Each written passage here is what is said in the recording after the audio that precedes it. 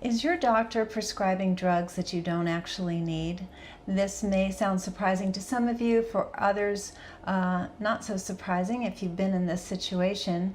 But I found out that over 25% of doctors admit to prescribing medication that they know is not going to have any therapeutic benefit for their patient, and that over a million, what was it? It was, yeah, over 1 million ER visits and 350,000 hospitalizations take place every year in the US due to adverse drug reactions. So it is a problem, and specifically in my area of treating hiatal hernia syndrome, we see this a lot, and it makes sense because we live in a medical model that's very geared toward find the disease. This is the recommended treatment. This is the standard of care treatment for this disease, and it's typically always a drug.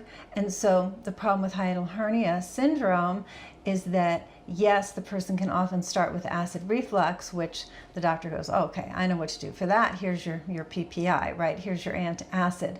What they don't know what to do with is the secondary and tertiary effects of the increased intra-abdominal pressure in your gut, the loss of the proper mechanics of your diaphragm that lead to heart palpitations, shortness of breath, anxiety.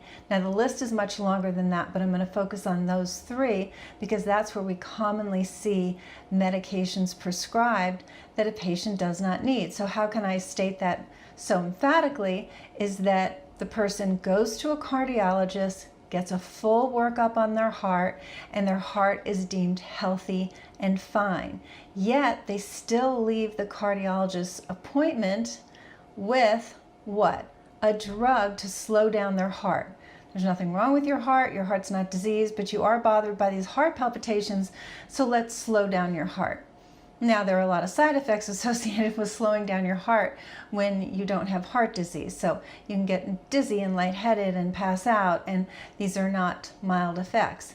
Now, what about the shortness of breath? So you go to a pulmonologist and they do a complete workup on your lungs, only to tell you, your lungs are great, they're perfectly healthy.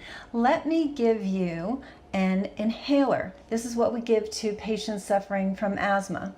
Well, doctor, I don't have asthma. No, I know, but you have shortness of breath, so this might ease your symptoms. Now, of course, the asthma medication has its own set of complications and side effects associated with it. Then we have the anxiety. Now, for that, they're very quick. Oh, you have anxiety, you have depression, got just the thing for you. Here's this anti-anxiety medication. Not looking into the fact that this person is not an anxious person typically. They don't have a long-term problem with anxiety or depression. They've had it since the whole hiatal hernia syndrome started for them, but the doctor isn't seeing that correlation. They're just saying anxiety equals drug, here's the drug.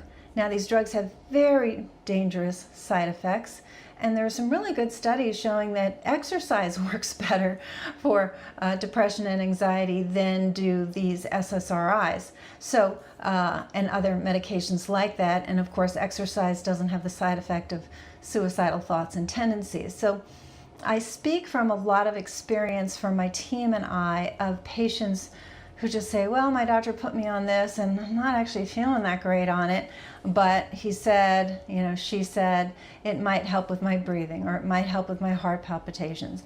And then with the anti-anxiety medications, patients do report, yeah, I do feel less anxious, I feel calmer. But what's the problem? We have all these side effects, very dangerous side effects associated with these anti-anxiety, antidepressant medications, and the root cause of the problem is not a brain problem, right? It has to do with what happens to your nervous system when you're not getting enough oxygen, and what happens to your vagus nerve when it gets irritated. And these are things I go over in a lot of other videos. But I wanted to speak today because this happens over and over and over again. Yeah, my heart's fine, but I'm on a med. Not sure why, So here's the point I wanted to make. I mean, I've been doing this for 40 years, and I've had patients of ours who their doctor threatened to fire them if they didn't follow his or her recommendations. So they would do things like lie to the doctor about taking medication that they had long since stopped because they had done our program. Or another interesting one was a woman with type 2 diabetes that we had reversed, and she took her medication once a week so she wouldn't have to lie to her doctor, and she could say she was still taking the medication.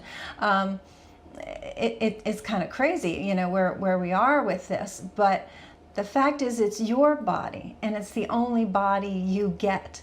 So what you want to do is ask that question and say, okay, doctor, so why are we giving me this heart medication when you just said my heart was perfectly healthy? Well, I think it might help with your heart palpitations. Right, so we don't really know why I have heart palpitations, is that right? No, I really can't see it. I can't see it in your heart. Okay, well maybe something's affecting my heart, which is absolutely the case in hiatal hernia syndrome.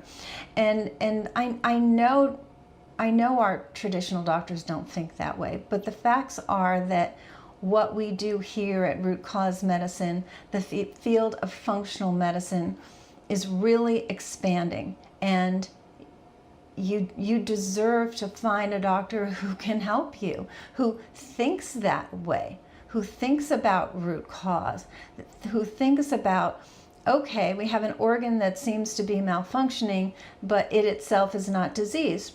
Okay, so clearly it's being affected by something. What could that be, right? This is the thought process that you deserve to have occur for you.